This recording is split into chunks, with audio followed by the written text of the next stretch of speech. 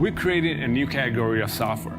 We wanted to build something that is radically different, a work OS. Ray and I like to think about it as Lego bricks.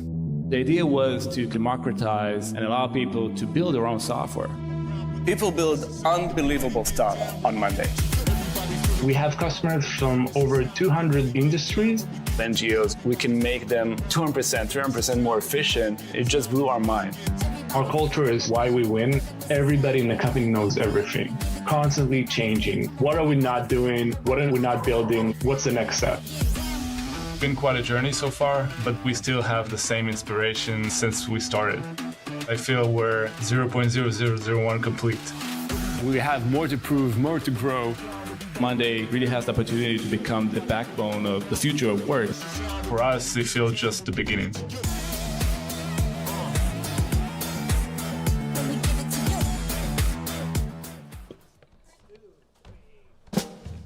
Please welcome to the stage, Eran Zinman, co-founder and co-CEO at Monday.com, and Jason Lemkin, founder and CEO at SaaStr. All right, how's everybody doing? Good? All right, well, we are in for a treat today. We have one of my favorite founders, and I think one of the SaaS leaders that I think is one of the most interesting, luckily, to study in 2023. Now, Eran is a SaaStr annual veteran. You were here in 2017. Yeah. Yes. You weren't even called Monday back then, were you? Yeah, we were. Let me tell you a story about that. Okay. Yeah. So I went to my first SaaStr in 2017. I think it was February 2017. Yep. Dead of winter. Yeah? Yeah. It was in the city. And when you registered, you had like a pin or a badge that said how much ARR do you have. Oh, yeah, we do have those. So there was like $5 million ARR, 1 million, 10 million. And I remember, I think we had 7 back then. Yeah, it was 6 years ago. We had 7 million. And I thought, should I take the 5 million or the 10 million? You know, what's, so I don't remember what I took. But I just want to say thank you, Jason, because it's been such an amazing conference back then. And the community has grown so much. And you know, I'm sitting here today. For me, it's a kind of a closure as a founder, because I was in the audience, like all of you right now, and I remember that we have 7 million, and you know, it was very hard to imagine the future. I'm here now, which is amazing. So maybe some of you will be in the next SaaStr speakers in a few years. Some will be. Yeah. Well, hold on. Can we put these slides up for a second? So 7 million in 2017. Let's look here.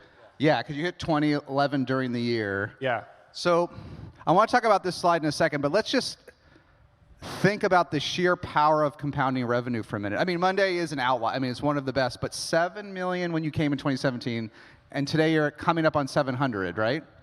Yeah. 640 last quarter, over 700. So that's 100. Let's just slow this down. Let's enjoy the moment. A little bit of respect here. Did it feel like in 2017 you could be 100x bigger? I mean, even though you were growing like we, did you really feel you could be 100x bigger in that amount of time? It's 6 years, right? Is that 6 years? It's crazy. Well, I remember you had a phrase that says 1 to 10 is improbable. Yeah. So 10 to 100 is inevitable. Inevitable. Yeah. You're inevitable. How much is it from 100 to 1 billion? Like it's. I don't know. that we didn't. I don't think there was a SaaS company that had 1 billion at that time. So we have to. Yeah. I think it's more than inevitable. I don't know. You got to. I think you got. I think it gets less pithy because it's like you got to go multi-product. Yeah. Inevitable, super inevitable if you go multi-product. If not, so yeah, force of nature. And what we'll get into it. Monday's NRR today is roughly what, even from SMBs, it's almost 120, 115 something. Yeah, 115. Yeah. And just think about this craziness of the 100x, right? Do you remember what it was back in 2017, selling to SMBs?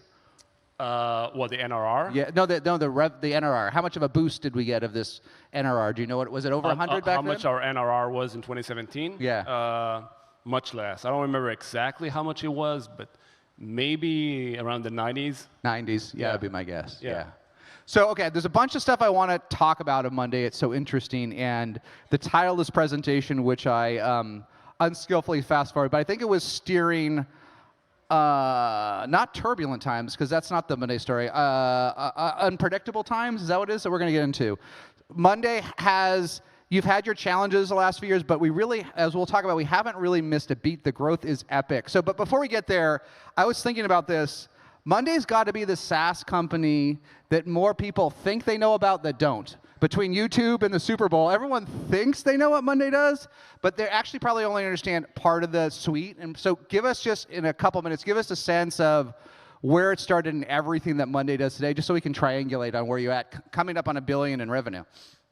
Yeah, so as you can see, ever since we've been in SaaStr, we had hypergrowth since 2017. And I think your statement is pretty much correct. I think a lot of people probably saw an ad about Monday or read about it, but I feel a lot of people don't understand the full depth of what the platform is. If I ask like a random person, even here in the audience, what is Monday, you're probably going to get a variety of answers, anywhere from project management to work management, maybe some will say CRM. But in essence, if you can see the graph and all the features that we added, from day one, we built a platform. And a platform in the deep meaning of that, which is a software that's very flexible, not rigid, allows everybody to build kind of their own solution. And the first use case that we kind of focused on was project management. And that's what you saw most of the ads. The reason behind it was that nobody went on Google and searched for a flexible software to manage my business, right? Like, nobody does that. People search for project management, they search for CRM. So we had to change from, like, there's the company vision on one hand, but there's the go-to-market on the other hand. And you need to balance the two. You need to understand what people are searching for, what their intent is, and what is the product you're building on the other hand. So Monday has always been a platform. And now we, as you mentioned, we transitioned into multi-product. So we launched Monday CRM, we launched Monday Dev, but that's an evolution of our platform. It's all built on one platform. And how, thinking through that, now that I hear you say it again, you know, question is, when you have something this rich, especially to SMBs, how do you communicate that, right? Now, the Google search is an interesting example, right? Because how do you communicate this depth of, it's so much functionality, right? How do you do that without overwhelming, or how do you expose a small business to it? Yeah, so I think the main point that we've done, which I think is important, you don't need to tell the whole story from the beginning, especially when you sell to SMBs. I think that we focused on giving them value as soon as possible. So if you were searching for a project management or CRM, we wanted to serve them a CRM or a project management. Don't need to explain the whole depth of the platform. And then as they scale the product and use it more and more, they're exposed to all the features. So we call it like gradual discovery. Don't overwhelm them. Don't tell them the whole story, because it's confusing, especially when you're an SMB. You want to understand what you're buying. So that was our focus from day one. Is there some sort of metric you guys use in terms of like how much of the product portfolio folks use over time? Do you track like % of features or functionality? Do you think about that? Yeah, so one thing we've done since the beginning of the company, we actually built a BI tool called Big Brain. First year. Right? I'll tell you a story. We were 7 people in the office, literally 7 people, including Ray, myself, my partner. So I think like 3 developers. And that was back in 2014. And we built a BI tool called Big Brain back then. It was a major investment for that size of a company. But from day one, we said we can't fly blind. Like, we have to know what's going on in the product. So we built this tool, like internal tool, that helped us track revenue, marketing expense, and also usage of the product. So from day one, we focused on engagement and usage, because otherwise people will churn, people won't recommend to use the product. So that was a big focus for us, and until today, Big Brain is a major part of the company. Yeah, and even like, I think you said even in year 1, selling to SMBs, even the customer lifetime value was highly instrumented, right? And I think you had like an 8-month CAC you and Roy targeted, and you had it sort of targeted down to the last decimal point or something like that? Yeah, so when we started the company, back then in 2014, there wasn't a lot of money that you could raise as a startup. Maybe similar to today, I think. Our first round, just so you all know, we raised 1.4 million in 2 million pre. Okay, so that was. Let's not think about the math of dilution yeah. there. Let's not even think about that math. For about 30% of the company. Yeah. 1.4 million for 30% of the company. That was our seed round. So money wasn't in abundance. Like we had to measure everything. We had to track everything we've been doing. And I think that it stuck with us, this efficiency. We always think about expenses, and we think about how do we measure things. And I think it's very healthy for companies to do that. Yeah. So I want to dig in more to some of the interesting things about Monday. But just on this history, the one thing that I don't know is, as you guys started to take off at that 7 to 70, what was the 10x feature? Like, what was the magic thing at the software level that Monday did that others didn't do? If there was a 10x feature, what was that aha thing? Yeah, so initially it was the boards, which is kind of our Monday database, if you like. Yeah. But I think every time we made a leap in terms of product features, it wasn't because of feedback we got from customers. I always like to talk with customers, but actually the major leaps was things they didn't expect. So for example, automations was a huge driver of growth. We added automations, even though not a lot of customers asked for it. Yeah. But just automate manual work, that was a huge game That's changer. everything today, but that was way ahead of its time, right? Yeah. Now it's very common, but back in the day and how we built it was very unique. And so they're doing the Google search for project management software, which isn't even all of Monday. You're getting them into a trial. What got them to convert in the early? Like, what was there? It wasn't just maybe it was the automation, but what would get them to convert when there are more vendors out there? Yeah. So I think Roy and myself, my partner, are kind of unique because we're both engineers. Okay, so none of us is like the business person. And to be honest, since day one, I didn't like selling to customers. Like, it's something I'm not good at. I always felt it's not my skill. I'd rather write like 100,000 lines of code than to pick up the phone and call somebody. There's probably a few in the room that have felt that way. Yeah. So maybe it was a coincidence, but it just forced us to build a product that kind of automatically converts because we're product people, and we wanted the customers to become paying customers without talking to anybody. Just use the product and pay for it. That's the best way. So we put so much focus on user experience. We A/B tested everything, and we made the product very simple to start with. Again, going back to that principle of gradual discovery, and then you discover the depth of the product.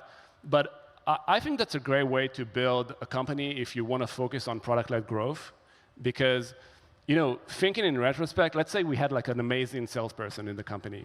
Even though we had in the beginning like a shitty product, that person might be able to sell, and then you get a wrong signal. You get a wrong signal.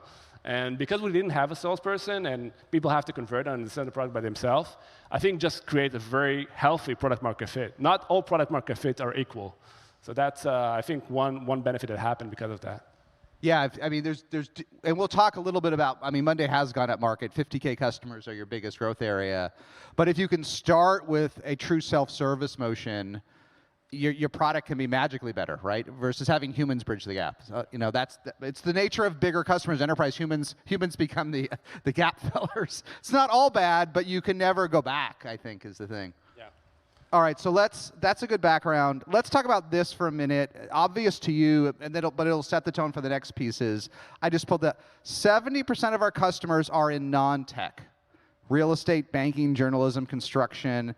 Two engineers that didn't want to talk to customers. How'd you get into non-tech? How did you make this? How did you get out of tech? Yeah. By the way, don't get me wrong. I love our customers. No, I know you do love. You don't like selling. I misspoke. That you don't want to sell. You I love talking and getting feedback. Not. I get it. Yeah. Okay. So I think that's an important point. When we started the company, we said that we want to sell the product not just for tech companies, right? Yes. I think a lot of startups focus on tech, and it makes sense. You come from that industry. But I think if you can, again, maybe some tech products can, but if you can expand to like non-tech industries, that's a major benefit,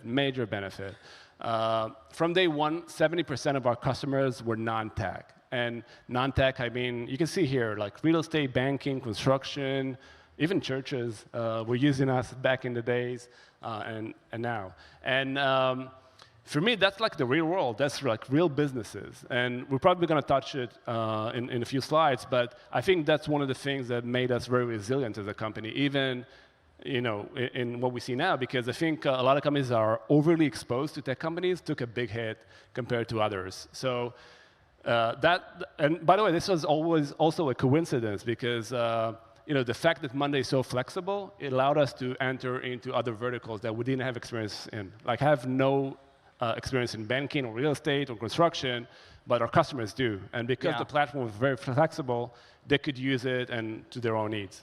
And was this, I mean, you said this was from year one or day one, but was this strategic? Did you say it's less competitive in these spaces, or was it your own DNA, or how did you make these decisions? So it was a little bit random in the beginning. So when we started, we ran a bunch of Facebook ads. Yeah. And I remember the original banner, it was manage your startup or something like that. And we had churches signing up, and we have like construction companies signing up. And I see. Like it's not a startup, but they've been using it and they love it. And we can serve those customers. So let's strategically choose that path. So it was kind of random, but just seeing what they're doing with the platform was mind-blowing back in the days. So you use, I mean, for Facebook ads are an effective way to reach those industries, as we know that sell that. So you hacked it. You ran a bunch of Facebook ads, and the ones into more traditional industries were easy to convert, and you ran with it. Yeah, we had also a lot of tech companies, but we also had a variety of other industries as well. Yeah, that makes sense. It's interesting. Okay, so let's for folks, let's slow down this slide. And I'm not saying everything for the last 2 years for Monday's been easy, right? There have been some macro impacts overall. If we squinted, we could see one quarter was better than the other. But let's just step back for a minute. And this is just out of their actually very, very good public analyst stuff. Just do a Google search for Monday analyst. And a lot of public companies start shrinking the amount of data they share, not Monday yet. So it's a gift. That's why I write it up on SaaStr. But look, whatever has happened in parts of tech, parts of sales and marketing, whatever other speakers here will tell you, the world ended last year and we're in the worst downturn since the 14th century, right? Since the bubonic this or whatever. Maybe, but maybe not if you sell to real normal businesses, right? Because there is a little bit of impact here, right? But overall, this is a pretty consistent, actually, that's the term, consistent, right? So what did you learn through this macro last 24 months? Summarize it for all of us. What did you guys learn? Yeah, so definitely, I guess all of you have felt it, what happened in the last year and a half. We also felt it, but you're right, to a lesser extent. Yeah. I think there's a few reasons for that. There's things you can control and things you can't control. But as I mentioned, the fact that we're not 100% tech focused was a big thing. Because, like I've said, a lot of non-tech companies were not affected by the economy. So that's a benefit. If you can sell into non-tech companies, that's a great way to expand the company. It was very, it was great to sell to tech companies back in 21 because they were growing like crazy and it created like great growth. But I think that real businesses, if they can, should sell to multiple verticals. So that's one. Number two, which I think we've done right, and if you have a startup right now, I think that's something you can do, is performance marketing. What I saw when the economy changed was that a lot of companies cut performance marketing entirely. It's the easiest thing to reduce, because let's say that you want to reduce the burn. What's the first thing you're doing? Not let people go or reduce expenses. You stop doing performance marketing. Yeah, just cut it all, right? Cut it the off. Variable cost. But in my opinion, it's a big mistake. Because right now, we not only we kept doing it, but we actually scaled it. And right now, we have like the lowest bids that we ever saw as a company, because everybody pulled back. A lot of companies reduced spend, and we're more aggressive than ever. But I think, in retrospect, why they've done it is that we had big brains. So we had the confidence that every campaign we're spending on was bringing the results. I think a lot of companies, back in 21, 22, just spend money on performance marketing. They saw the ARR grow, so they said, okay, it makes sense. It's a good ratio, but they didn't know how to attribute the campaign to the result. And we knew. So my tip to you is two things. One, if you can, try and do performance marketing again, because it's very cheap right now. You should do it. You should get new customers on board. So that's one. And number two, if you can, try to measure how each individual campaign affects ARR. It's not that complicated to do it. It's very easy to attribute that, and it just gives you so much confidence and ability to scale. Yeah, I think when times were really good, marketing budgets inflated, and just certain amounts were just thrown at performance marketing, and too much was thrown and just cut to the bone, right? Just literally cut to the bone. Okay, one more question on this, looking at this fresh, and then we'll move on. But I have studied Monday a lot, and I'm a super fan. What I think I understand why Monday has grown so quickly, but it's really grown quickly. And we can look at other companies that are, top best of all time. Maybe a handful like Microsoft have grown faster. But for B2B, where it's subscription revenue, and you do need to do, I'm missing a little bit of the story about why Monday grew quite as fast as it did. Not why it's getting to $1 billion, but what was the thing that really blew Monday up? So I think it's a combination of a few things. It's not like one thing that I can put my hands on, but a combination of performance marketing, which is very efficient. You probably saw our ads on YouTube, on well, I think we all saw them. Yeah, hopefully. But they worked. They work. But they work. They work. Right? And that's the point. They work, and we know they work. Okay, Yeah. so that's one thing. Second thing is, again, a lot of verticals. So that really helps you, because one thing that helped us reduce the marketing spend was, let's say you focus just on one vertical. Let's say project management. At some point, you exhaust the inventory. And then the incremental dollar you put is not as efficient as the first one. So the fact you can go multi-vertical is a hack in a way, because you can bid in each industry and be very efficient in that. So that was one end that really helped us.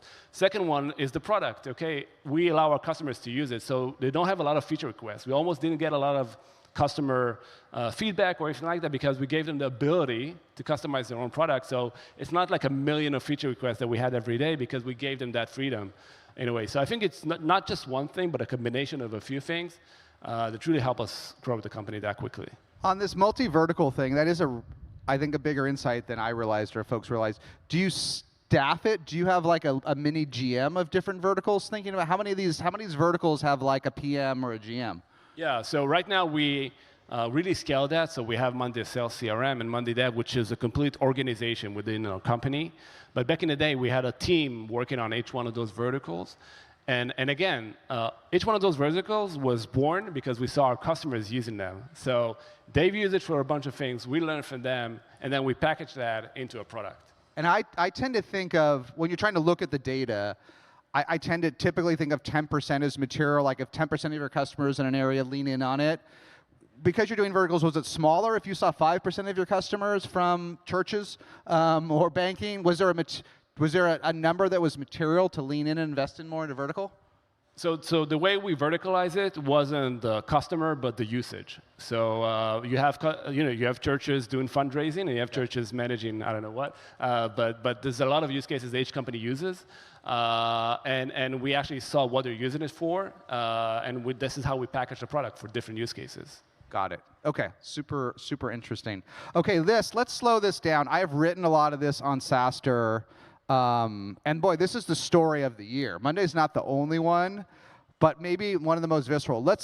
For folks that don't have to worry about things like operating margins or free cash flow because they're just running their businesses, this is like night and day. So walk me through this, Eran. In Q2 of 22, Monday was hyper fast growing, right? And so you were burning some cash. It's okay, right? That's what scale ups and startups and how much did you raise in your IPO? A couple $100 million? You can spend a little bit of it, right? And it was great, and the growth was incredible. In 4 or 5 quarters, you go from not that unprofitable, but unprofitable, to wildly profitable. I mean, I guess this is free cash flow, but plus 26%. Yeah. In 5 quarters, you were burning 16 cents for each dollar that came in. That's not bad. That's a pretty low burn multiple. Now, 26 cents of every dollar is going to cash flow. So we're going to talk about this a little bit, but this is night and day, isn't it? Yeah, so a few interesting points about this. One, like now the company has over 1 billion in cash. Yeah. And I think the important part is we actually celebrated a few months ago. Billion in cash. Well, not just billion in cash, but something happened that we had more cash in the bank than we ever raised from VCs and the public market.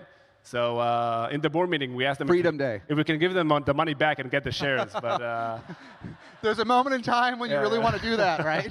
They didn't agree. They didn't agree. Yeah, I think what happened was that, look, we focused on cash flow from day one. Day one. And I want to tell all of you something. I think there's something a bit misleading in how we measure SaaS companies. And if you take one thing from this session, this will be it, okay? All the metrics that you're using, LTV to CAC, CAC return rate, all of them don't take cash into account, okay? It's not cash. It's not cash. ARR is not cash. No. CAC is not cash. LTV, well, I don't know what it is, but yeah. It's a bogus metric, but that's definitely not cash. That's not anything. So the point is nobody measure cash. What is measuring cash? I want to explain. When we started the company, what we were religious about was to see the cash return. So we would spend money, as I mentioned, on Facebook and YouTube and Google. So we would measure when the cash left the bank, literally left the bank, okay? And that's when we marked it. And then we measured when the cash came back into the bank, okay, from those customers. So we would buy a cohort of customers, and we see when the money goes back into the company. Now, imagine that you have 5 million in the bank, 7 million in the bank. One way to think about it is I can spend 5 million on performance marketing. This is not what we've done. When we had 5 million in the bank, we spent 25 million in performance marketing. Now, how do you do that? Because we recycle the money super quickly. We would spend, let's say, 300K on performance marketing, and then after 1 month, we saw 50% back from that campaign, so 150 back, okay? And then we saw 70% after 3 months and 5 months. We tracked every penny, how much when it goes out, when it comes in, and this is how we optimize the product, the pricing, everything, okay? So you can think about it like we raise money from our customers' usage, okay? VCs are not the only resource. If you don't think about it, then you can say I'm going to raise more money. But if you focus on cash efficiency, you can make your business super efficient and just scale much faster as a team. Yeah, and we'll dig in a little bit on this in a second, but just to take another pause on this, I think, until fairly recently, we really weren't sure if B2B companies could be efficient, right? We had kind of bought into this Amazon-like model when Salesforce went IPO that, yeah, we could spend a ton on sales and marketing, but our customer lifetime value is 70 years, so at Terminus, it all works out. And then I remember at the first SaaStr Annual, Aaron Levy came 1 week after Box IPO, and I asked him, how did Wall Street buy into this model? He's like, well, not really. I mean, it's tough. And then SaaS, the multiples got big, and people bought into this, right? But what we've proven, and Monday's a great case study, is that, look, even if maybe you give up a little bit of growth, and it's not clear that we do, you can't have it all. It's not easy, but you can actually have a very efficient model. It's software, right? Write once, ship 1 million times, and you can do it spending a lot of marketing, right? The only thing that happened here Yeah. During those 4 quarters was that we slowed down hiring. That's the only Yeah, we'll thing. hit that one on the next slide. Only Slow down thing hiring, we've done. right? But you have to be efficient from day one. Because if you're not efficient from day one, you don't measure that. Even if you stop hiring, that's not going to happen. So we slowed down hiring. That part of what drove the free cash flow. We became more efficient. But a big part of it was that we were efficient from day one. We measured everything, and we stayed efficient. It's part of the company DNA. Now, you have to do it from day one. Change it once you scale. It's really hard to change. Really the hard, right? Really hard, yeah. Yeah. So I think we'll touch on the headcount on the next one because it's interesting. But just I think the one thing just for founders, I want to stay focused on Monday, but a lot of folks have grabbed me here already on day one and said, my investors, my board told me I need to get profitable. Okay, and Eran, feel free to editorialize this. That's the wrong lesson. You do need to get efficient. Getting profitable will get you nowhere, though, right? Getting profitable and growing 0% or 3% does not build a Monday. You've got to do what's even harder. You've got to find a way to grow more efficiently but still grow, right? And I think there's a lot of bad advice out there. Yeah, overall VCs give a bad advice. That's a lot of yeah. a little whiplash. Some of them, yeah. Yeah, a little bit of whiplash on this. But I agree. I think P&L profitable is not a way to optimize your company, and free cash flow is much better because this is something that you can do things with it. And I think a lot of investors, and you talk a lot about this, about being efficient, meaning managing your cash and burn multiple that you mentioned a lot of time. P&L wise, I wouldn't focus too much about it, especially when you're a young company. Yeah. Okay, so this one, we might have the employees. The next one, I do want to hit it.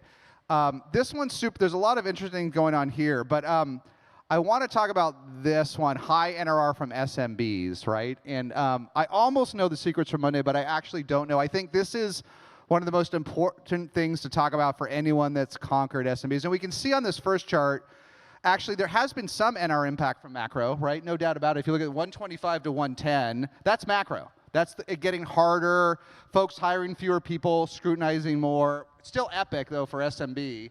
What's the secret? How do you get over 100 for SMBs? Because I think organic's like 90, like you talked about at 70, right? If you don't do something, I don't think you crack 100. Yeah. So like Jason mentioned, part of the macro we saw was that our pricing is based on seats, meaning how many people you have in your organization. So what happened was that some companies reduced hiring, and that was the impact that we saw. And I think a lot of SaaS companies saw that. I think in some respect, it shows the disadvantages of having a seats model. Yeah. It has a downside too. It has a downside too, right? When everybody's hiring and growing, that's a great thing, but it has downside. And we saw some companies which are more consumption-based that weren't as affected. So one thing we think about is maybe we should have like a mixed model, both seats and consumption to an extent. So that's another thing that we're thinking about. But I think, first of all, for us, we always try to optimize NRR. And gross retention. So both gross retention and net retention. Again, we measure it from day one. We have gross retention around mid-80s, something like that, on all customers, but obviously it's much greater on enterprise. Something that really drove NRR was definitely going up market. That's something we've done late in the game, only around 2018. Yeah. So going back to me telling that I'm an engineer, my partner is an engineer, I think at some point we said we're never going to have a sales team. Well, we were wrong. We have a huge sales team right now. But that was a good lesson because what I found, I always said I want to build the most amazing product. What I found is that the most amazing product for enterprise companies is to have a person talking with them. It's like they want to talk with somebody. They have security issues, they have governance, they need help, and this is just a better product. So that's how I think about it. So building a sales team was a great growth driver in terms of NRR and bringing more accounts. So the more customers you have, the more NRR is important. That's one of the things. What happens, like when you're a young company, you focus a lot on acquisition. That kind of drives the ARR. You always acquire more companies than you have. But think about Monday right now. 90%, 85, 90%, of the revenue is from existing customers. That customers that I didn't know it was that high, 85 to 90%. Yeah, that's customers that have been with the company for more than a year. Now think about it. You have that many customers, and as you scale, even though you do performance marketing, you do the Super Bowl, you do whatever you want, that increment is going to be insignificant compared to the subscription revenue you already have. So let's say you want to grow 30%, 40%. How do you do it? Only with NRR. That's eventually the company growth will become its NRR because that's the majority of the customers that you carry with you. That's the majority of the revenue. So that's why it's so important to focus on that. My tips for increasing NRR was first, measure it. Maybe it sounds intuitive, but a lot of companies don't do it. We built a customer success team. We measure everything. We have people in charge of making this number grow. So that's tip number one. And tip number two is, instead of my intuition was always, we need a higher NRR, we need to improve the product. Now, nobody knew what to do with this information. Okay, we're improving the product all the time. Like, what specifically do we need to do? So over time, we added more things we can sell. Because eventually, if you create more value and you create more sales opportunities, that helps drive the NRR go up. So multi-product, add-ons, enterprise features, anything that can give customers more value while giving you more revenue as a company, it's a great way to increase the NDR. And I should know this, but today, do you know what % of your revenue is sales-driven or sales-assisted, sort of sales-led versus pure freemium? We have the 50K segment. Yeah. So that was almost nothing, like 3-4 years ago. Now it's almost 30% of our 30%. Yeah. All right. So the majority is still mostly self-service, but from nothing to 30 in the last couple of years. That's the main growth engine for us as a company. And so it doesn't seem like you went up market too late because the growth was pretty linear. But should you have done it a little bit earlier? Did you sequence it right? What's the learning looking back on it? Yeah, definitely. Always great to start earlier. Like 2017, 2016. Like I said, that our investors were right. Like they always said, like at some point you didn't have a sales team, but they were patient with us. Well, you did just fine. Yeah, but definitely it was a game changer. We actually, the first sale that we ever done was a guy from our customer success team. He said, "Trust me, let me sell to a customer. I can do it." So he just did it. And we got like the first 50K deal, and I was like, "Whoa! Like you've done it in a few days. That's amazing. We need to build a team." So a lot of credit to him. There's more of those on the self-serve, folks. There's more of those stories where someone said, "Let me just go sell it." It's a pretty common story, actually. Okay, I think we hit this one. You're right, we did hit this one. Whoa, finished Q2 with 63% year-over-year increase. So it's good you went up market. Yeah. It's look, it's amazing to see the growth of that segment and the enterprise customers. Yeah. Oh, sorry, we did hit this one. 29%. Let me talk about. Oh, maybe we didn't have the headcount one. I thought we had it. There is a slide that maybe isn't in here, but let me imagine it for the audience so I don't skip too many. I think for about 4 quarters, roughly, you kept headcount about flat, right? So that's how you went from negative cash flow to epic in 4 quarters. And then I think it grew a little bit last quarter, right? I think you're hiring again. So did we get too efficient? So this is the meta question for 2024, 2025. Can we stay as efficient as we are today? Are we too efficient? Are we mortgaging a little bit of our futures because our sales teams are too lean or everything? Or can we sustain this level of efficiency? Yeah. So it depends. So first of all, we're back to hiring. We're going to add another 500 people next year. So that's the plan. So how many employees today? Now we have about 1,800. So we're going to be 2,300 next year. Okay, so hold on. I wish I had that slide. But you're 1,800. Yeah. So basically, you kept it roughly 1,800 for 5 quarters, okay? It was, I think, 1,600 in the beginning of the year, so we increased like 200. But now, sometimes my math gets worse in the afternoon. Help me, because you're the real engineer. But I know the numbers. You're going to add 25% to the headcount next year. Yeah. So that's re-accelerating, right? Less than revenue, right? Yeah, but the free cash flow is going to remain the same percentage. So you're going to so if they're roughly equal, you'll maintain the free cash flow, and you'll stay stable by putting that money back into hiring. Yeah, so basically what happened was that we reduced hiring because the demand was not growing as we expected. Yes.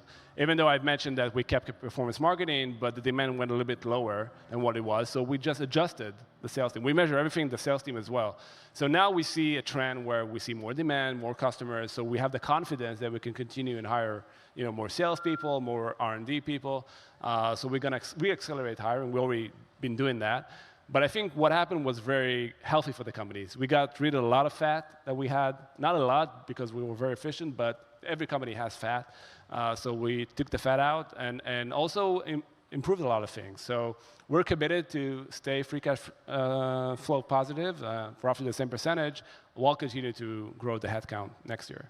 Yeah, I think we all had some fat, right, if you did well. What are the things, are there some things you're not going back to? Are there some practices that change so you can stay fitter or less fat or more efficient? Have things changed? Look, I think what happened in 2021 and 2022 was very deceiving, because if the economy is growing like crazy, you don't know what is it that you're doing that makes you successful. Okay? Yeah. It's like everything works. Everything we've done works, works, right? but not it wasn't like really the case, okay? Like when everything is growing up and to the right, everything looks good, you feel like everything you're doing is like, wow, amazing, like such an amazing idea. But when the economy changed, suddenly not everything looks as shiny. So, you know, we had so many initiatives, so many things we wanted to build like 5, 6 years from now. And at some point when the economy changed, we said, okay, we need to focus, we need to do what's working, we need to reduce what's not working. And I feel that's very healthy for a lot of companies. I think we got confused that we attributed the success to ourselves as opposed to understand that there are macro trends, for better and worse, right, that we ride it on in order to be successful. Yeah, the more you go through hypergrowth, actually, sometimes the less you're sure why, right? That's the problem. And one thing that I know a lot of people are thinking about and struggling with about when you got Fitter, how did you help the sales team adjust, right? Because a lot of fat gets into the sales team too, right? And did you think about metrics differently, attainment differently? Did it change the type of rep you were looking for? Because that's something a lot of folks are struggling with. Yeah, we kind of re-optimized the quota for salespeople. Lower, higher, or just different? Higher. Higher. Yeah.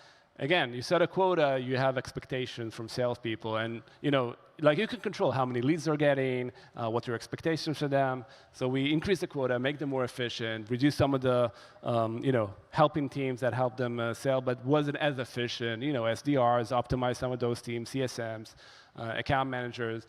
It's just when you grow and everything up to the right, like you keep hiring, and you say, oh, I'm not sure it's working, but let's hire more people and scale that.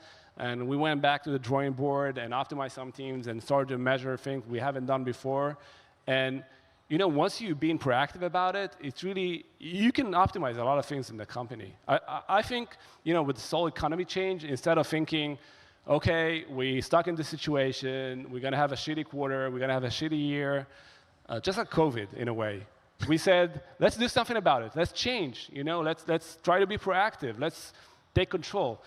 Something I heard from one of the founders, which I admire, was that like in downturn, the greatest companies are forged. And I understand it now, because if you're resilient through a downturn and are able to change your company and pivot quickly instead of, you know, just stepping yourself on the back and saying, oh, we're going to pass through that, I think it shows resilient, and it kind of gives birth to the best companies going forward.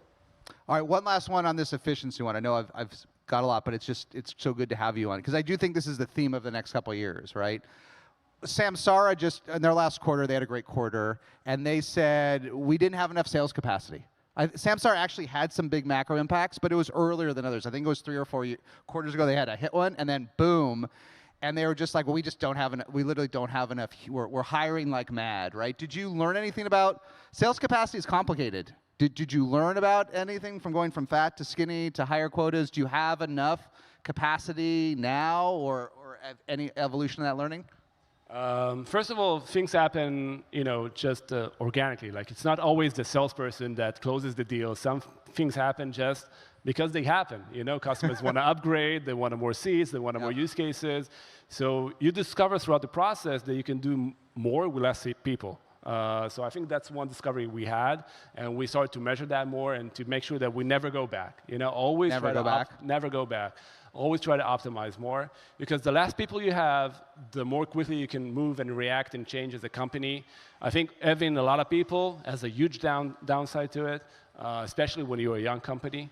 So I think that was a good learning for us, and we're committed to continue with that going forward. Okay, that's a good thing. All right, last one. We'll be out of time, but can we put this slide back up? I think we lost him, just for fun. I know we hit this already, but if we can. Okay, I know we already hit this and you already answered this question, but just for fun. So the Super Bowl, I don't even know if that's performance marketing. Maybe that's brand marketing. And literally, it seemed like Monday everywhere on YouTube. But I think you're going to tell me the learnings on the left is it all worked, right? These endless YouTube ads worked. Any quick summary there, and then tell us about the Super Bowl, and then we'll break. Yeah, so we had our first, maybe last, I'm not sure, Super Bowl ad. Maybe last, is that what you said? I don't know. We'll see. Look, it was great. Like, it was a great experiment, and we've done it at like the peak of the bubble, I would say. Yeah, beginning of 2021. And I think for me it was an experience. Look, we had billboards before, even here on the 101, and we had subway ads, but we could always measure them to some extent because we saw the uplift in traffic. Again, we try to measure everything. With Super Bowl, it was more tricky because it's like one day, one event, one commercial. The uplift wasn't worth it. I'll tell you what did happen. Something that in almost every sales call, one of the customers mentioned that they saw us during a Super Bowl ad. Now, how do you measure that? What's the value of that? I'm not sure. You sure it didn't work then? Well, I don't know. I mean, multi-touch. I mean, I don't know how multi-touch you go, given your efficiency, but it doesn't sound like it hurt the deal. Yeah, it didn't hurt the deal. Was it worth $8 million? I'm not sure. I know. All right, I know. It's an interesting one, right? Okay, but you think it was ROI negative, but it came up in a lot of deals, so hard to say, right? All right, but the YouTube's ROI positive from day one, right? Anyone that thinks it didn't work doesn't know performance marketing, right? Yeah, we measure not just clicks, but actual views, that people view the ad, and we can see a funnel where people saw an ad and then go on Google and search for money.com, and we see the whole journey of a customer through Big Brain, and we know how much to attribute to each channel. So again, make it very efficient. And it's very targetable. So if you saw it, it's not like every single person in the United States saw that ad. You are being targeted. Definitely right? everybody here. Everybody here for a while. All right. Eran, this was great. Thank you so much for the time. Thank you.